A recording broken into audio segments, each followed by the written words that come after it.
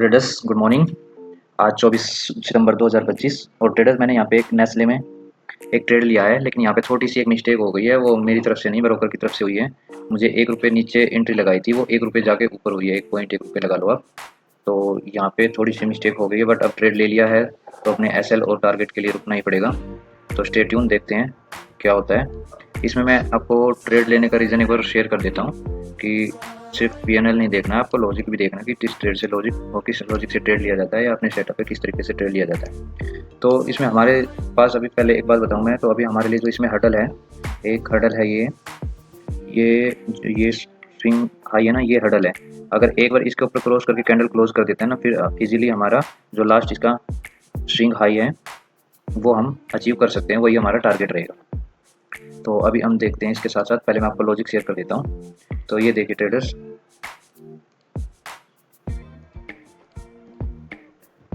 यहाँ पे देखिए ये स्टॉक क्या कर रहा था। अगर थोड़ा बिग टाइम फ्रेम पे आ जाएंगे आप, तो बिल्कुल लोअर लो लोअर लो लोअर लो बनाते हुए आया है। दिख रहा है, सबको दिख रहा है कि स्टॉक लो डाउन ट्रेंड में है। तो अब क्या करेंगे, सभी इसमें क्या करेंगे, डाउन साइड एंट्री बनाएंगे। और अब आ जाते हैं हम अपने छोटे टाइम फ्रेम पे। छोटे टाइम फ्रेम पे आके हमने क्या देखा, किस लॉजिक से हमने ट्रेड लिया है। ये देखिए, आपको पता है कल इसने ये आपका अपना लास्ट लो बनाया था, लास्ट लो बना के थोड़ा सा हाई स्विंग हाई बनाया, उसके बाद जस्ट आप अपने लो पे ओपन हुआ है। तो सब क्या सोच रहे हैं कि ये इसको नीचे क्रॉस करेगा तो हम सीधी एंट्री डाउन साइड बनाएंगे और डाउन ट्रेंड में स्टॉक है और हम अपने नीचे की तरफ बनाएंगे एंट्री। लेकिन मैंने क्या किया है, क्योंकि आपको पता है ये एक ब्रेक डाउन है, तो ब्रेक डाउन और ब्रेकआउट 90% फेल होते हैं। तो इसके अपोजिट हमने ट्रेड बनाया है कि अब जिसने भी यहाँ पे एंट्री की होगी उनका एसएल यहाँ पे या यहाँ पे होगा। पहले ये एसएल अपना लेके आएगा और उसके बाद वापस नीचे जाएगा। अब देखते हैं, मैंने अपना ट्रेड का लॉजिक आपको बता दिया है। अब आप ये एसएल हो, हमारा एक गलती जो हुई है मैंने वो तो आपसे साथ शेयर कर ही दी है कि हमारी यहाँ पे आसपास 1164 हमारी एंट्री अभी 1165.40 पे, और हमारी एंट्री हो रही थी 1164.10 पे, यानी यहाँ के करीब हमारी एंट्री होनी थी। पर इट्स ओके, अब ट्रेड ले लिया है, कोई बात नहीं। हमने क्वांटिटी भी थोड़ी कोई बात नहीं, एक ही क्वांटिटी ज़्यादा हुई है हमने। तो देखते हैं अब या तो अपने टारगेट पे निकलेंगे या अपने एसएल पे निकलेंगे। स्टे ट्यून, देखते रहिए। और ऐसे ट्रेडिंग सीखने के लिए और लॉजिक जानने के लिए, ट्रेड एक्सपीरियंस जानने के लिए आप फॉलो कर सकते हैं। अब सबसे ज़्यादा जो ज़रूरी इसमें मैंने आपको बताया था कि हमारे लिए यही हर्डल है। अगर इसको ये क्रॉस करके कैंडल क्लोज कर देता है तो हमारा टारगेट इजीली अचीव हो जाएगा। सबसे ज़्यादा हमारे लिए ये रिस्की है।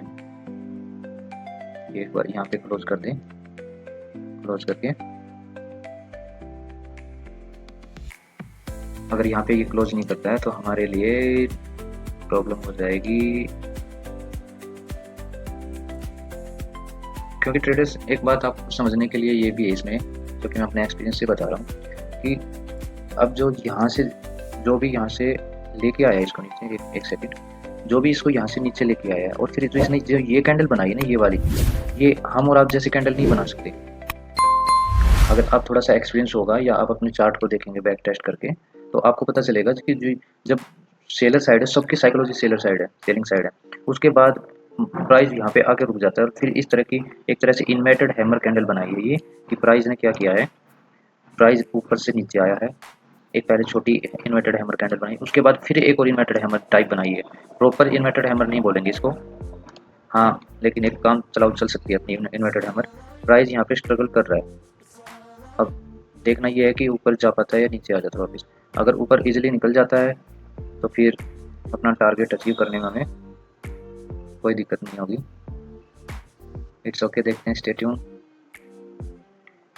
ट्रेडर्स, आपको मेरी वीडियो से अगर कुछ भी समझ आ रहा है तो आप लाइक करके, फॉलो करके आप मुझे बता सकते हैं कि हाँ आपको अच्छी लगती है। अगर आप फॉलो या लाइक करते हैं, आपको कुछ सीखने में हेल्प हो रही है, तो आप अगर फॉलो करते हो या लाइक करते हो तो मुझे बहुत मोटिवेशन मिलता है और मेरा भी मन करता है हाँ भाई कोई सीखने के लिए है तो मैं सिखा पाऊँ। हाँ, यहाँ पे आपको बड़े 2000-5000 का प्रॉफिट तो नहीं दिख रहा होगा, लेकिन एक ट्रेड लेने के लॉजिक और एक कॉन्फिडेंस जो मिल रहा है वो शायद ही, क्योंकि मुझे कोई कोर्स नहीं बेचना है कि मैं आपको ये दिखाऊं कि हाँ मैंने आज 2000 कमा सकते हो, आज 5000 कमा सकते हो, आज 15-20 हज़ार कमा सकते हो। आपको एक बार ट्रेडिंग आ गई तो वो करना अचीव मुश्किल नहीं है, लेकिन ये ट्रेड लेना, एसएल लगाना, उसके साथ साथ लॉजिक, क्यों एक आप लॉजिक भी देखिए ना, आप ट्रेड कब लोगे, जब आपके पास कोई वैलिड लॉजिक होगा। अब मैंने 1 रुपये मेरी ऊपर भी एंट्री हो गई, चलो ठीक है, 1 रुपये ऊपर भी एंट्री हो गई है और मैं अपने बिल्कुल कामलेस बैठा हुआ, मुझे पता है अगर यहाँ पे एसएल भी होता है, वैसे तो मेरा अब 3 दिन कंटिन्यू एसएल हो गया है, अगर आज भी एसएल होता है तो चौथा दिन हो जाएगा। पर मुझे पता है अगर मेरा ट्रेड चलेगा तो मेरा टारगेट दे के जाएगा, वरना एसएल हो जाएगा। दोनों चीज़ एक्सेप्ट हैं और मैं अपने पेशेंस के साथ बैठा हूँ, तो ये पेशेंस होना आप में ज़रूरी है। आप कुछ नहीं कर सकते, आप ना तो इसको ऊपर ले जा सकते हैं, ना आपके पास इतने पैसे हैं कि आप इतने करोड़ रुपए डाल दें इसमें कि स्टॉक ऊपर की तरफ चला जाए, ना तो आपके पास अब इतने पैसे कि आप इसको बिल्कुल नीचे कर दें। ट्रेडर्स, मैंने जैसे कि बताया था कि अभी ये हमारे लिए ये वाला हर्डल है, और ये हर्डल भी आपको कैसे दिखाई देगा, चलो मैं बता ही देता हूँ आपको। आप इसको अगर 15 मिनट के टाइम फ्रेम पे ले जाकर करोगे, देखोगे तो ये देखिए मार्केट पहले नीचे आई, नीचे आने के बाद एक डोजी कैंडल बनाई है अपने लो पे।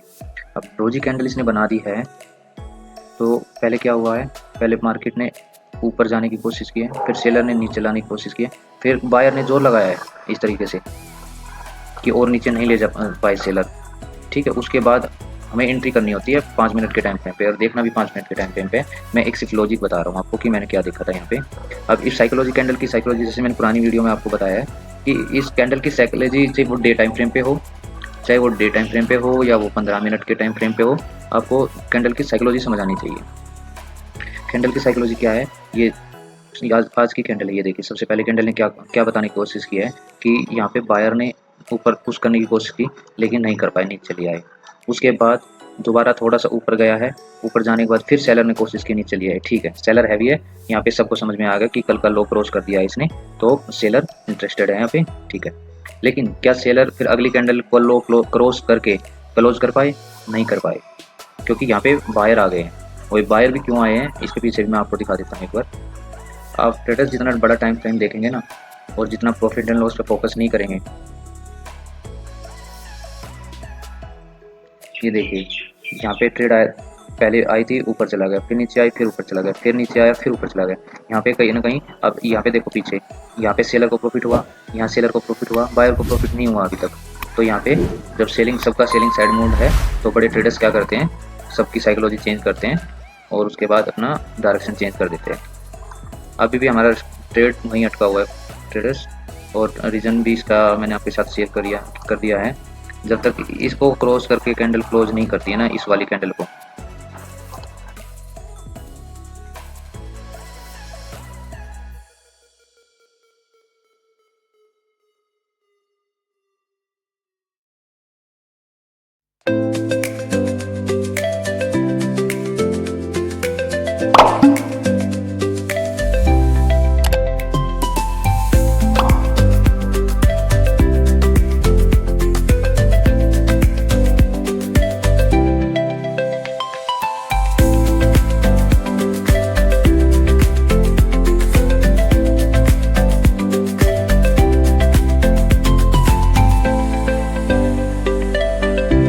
यहाँ पे बायर ने एक कोशिश की है, लेकिन सबसे ज़रूरी है कि ये कैंडल क्लोज हो पाए यहाँ पे।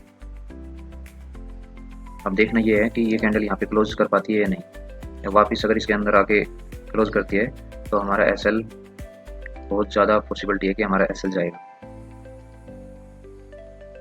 इसने ये तो क्लोज कर दिया है, लेकिन कैंडल क्लोज होनी चाहिए इसको, यहाँ के आसपास ये कैंडल क्लोज होनी चाहिए,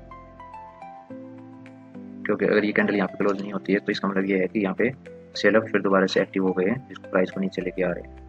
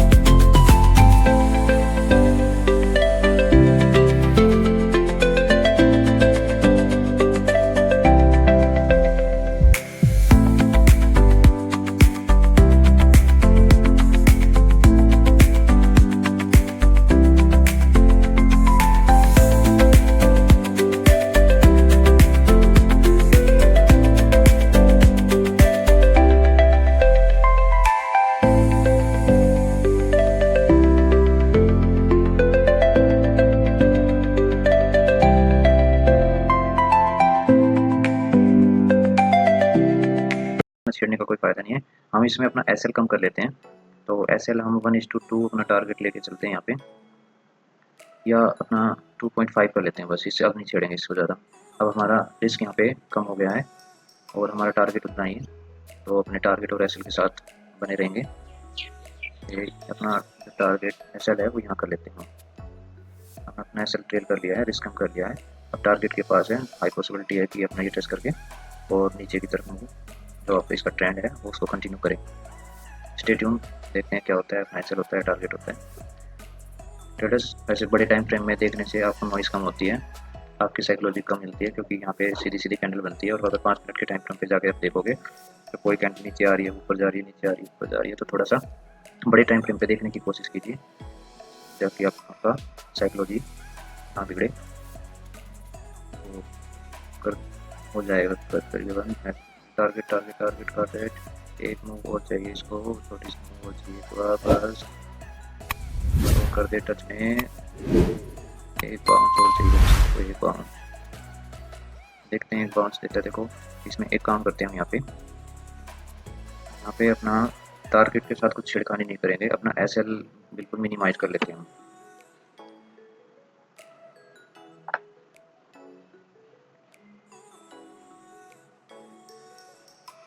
अपने एसएल को बिल्कुल ख़त्म कर देते हैं यहाँ पे, ये लीजिए। अब अगर वापस आता है तो आ जाए, इसकी मर्जी, तो अपने एस टारगेट के बिल्कुल करीब है, इस कैंडल में या अगली कैंडल में अपना टारगेट हो सकता है। स्टे ट्यून, अगर आपको जानकारी, आपको मार्केट की नॉलेज मुझसे कुछ सीखने को मिल रहा है तो प्लीज़ फॉलो कीजिए, वीडियो को लाइक कीजिए, ऐसी जानकारी मैं आगे भी देता रहूँगा। और ट्रेडर्स यहाँ पे प्रॉफिट तो आपको नहीं मिल रहा होगा, और प्रॉफिट से आपको मिलना भी नहीं होता है कुछ, चाहे आप किसी की वीडियो देख लीजिए, बड़े से बड़े ट्रेडर की वीडियो देख लीजिए। हाँ, 1 मिनट के लिए आपको मोटिवेशन मिल जाएगा, हाँ ट्रेडिंग में इतना पैसा है, लेकिन ट्रेडिंग में पैसा तो है, लेकिन वो कमा कैसे रहा, कितनी मेहनत लग रही है, कितनी उसने रातें ख़राब की है, कितनी साइकोलॉजी ख़राब हुई उसकी, लॉस लॉस पे लॉस, कितना लॉस किया होगा उसने, आप ये भी सोचिए ना। आप सिर्फ एक उसका पीएनएल देख के मोटिवेट क्यों हो रहे हो, उसके साथ उसके सैक्रिफाइस भी देखिए। तो देखते हैं इसमें पॉसिबिलिटी तो है कि अपना ये टारगेट लेके जाए, क्योंकि मार्केट है, मार्केट में कुछ भी हो सकता है, इसलिए इसको ट्रेडिंग को वेरी रिस्की बिजनेस किया जाता है। वेरी रिस्की क्या, इसके साथ साथ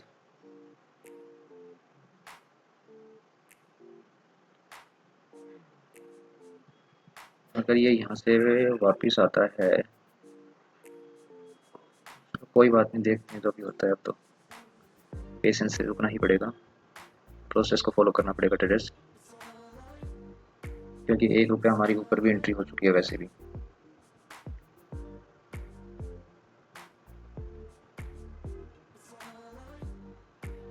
क्योंकि इसको यहाँ पे आना चाहिए, क्योंकि आपको ढाबा फुल दिख रहा है, हमें भी दिख रहा है, सबको दिख रहा है, इसको यहाँ तक ये जोन टच करना चाहिए। करता है नहीं करता है वो इसके ऊपर है, अपनी एनालिसिस तो यही है कि इस जोन को टच करना चाहिए, इसके अंदर बायर्स को लेके आना चाहिए, अपनी ताकत लगानी चाहिए, और देखते हैं क्या होता है। अभी ये कैंडल यहीं पे क्लोज करनी चाहिए, तो अगली कैंडल लेके जा सकती है अपना टारगेट को। स्टे ट्यून, देखते हैं क्या होता है। बड़े टाइम फ्रेम पे ही देखते हैं, बड़ी टाइम फ्रेम पे देखिए, इसने हाई कितने का लगाया है, 1173 का, और अपना टारगेट है 1173.40 का। और 5 मिनट टाइम फ्रेम पे जाके देखते हैं एक बार, 5 मिनट के टाइम फ्रेम पे वही है 1173.40, सिर्फ 40 पैसे से अपना टारगेट बचा है। कोई बात नहीं, रुके रहेंगे अपने टारगेट के लिए। स्टे ट्यून, बताता हूँ आपको क्या होता है आगे, ऐसे होता है, ये हमारा टारगेट होता है। स्टे ट्यून ट्रेडर्स, अपना पेश।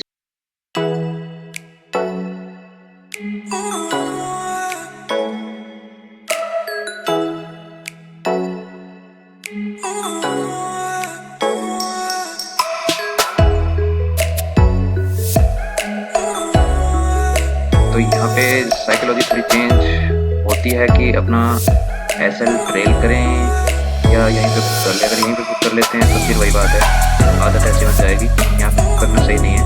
एक स्पाइक लगाने दो इसको, कोशिश तो कर रहा है ये। अगर हम अपना एसएल ट्रेल कर लेते हैं अपनी ब्रोकरेज के लिए, तो एक अगर ये डिप ऐसे लगातार फिर वापस चला जाता है तो ट्रेडर्स बहुत दुख होता है उसके बाद। पर चलो थोड़ा सा ब्रोकरेज के लिए तो हम कर ही सकते हैं कि हमारी ब्रोकरेज निकल जाए इतने में। टारगेट के साथ तो कुछ छिड़खानी नहीं करेंगे आज। अगर ये आप वापस नीचे आके ट्रेलिंग एसएल हिट करता है अपना, तो पार्ट ऑफ गेम मान लेंगे हम उसको, क्योंकि 2.5 इस ट्रेड में 1 रुपये ऊपर जाने से ना ट्रेडर्स इतना फर्क पड़ रहा है। अगर 1 रुपये नीचे हमारी एंट्री हुई होती तो हमारा टारगेट 1:2 अचीव हो चुका होता। अभी इतना स्ट्रगल कर रहा है, इसकी ज़्यादा पॉसिबिलिटियाँ बन रही है यहाँ से वापस नीचे आने की, क्योंकि बाइंग का प्रेशर यहाँ पे कम होता दिखाई दे रहा है। ये देखिए आप कैंडल किस तरीके से वीक वाली बन रही है, अब एक कैंडल में नीचे आ जाएगा ये, देख रहे हैं आप। सिर्फ 40 पैसे से अपना टारगेट बचा है, 40 पैसे से ओनली। अब 40 पैसे से बचा है, अब मैं इसको दोबारा नीचे करूं तो भी कोई फ़ायदा नहीं है ना, क्योंकि अगर इसको अब लेके जाना है तो 40 रुपये ये लेके 40 पैसे में देखते हैं ट्रेडर्स क्या करते हैं। एक स्पाइक की ज़रूरत है, बस एक स्पाइक की, और हमारा टारगेट हिट।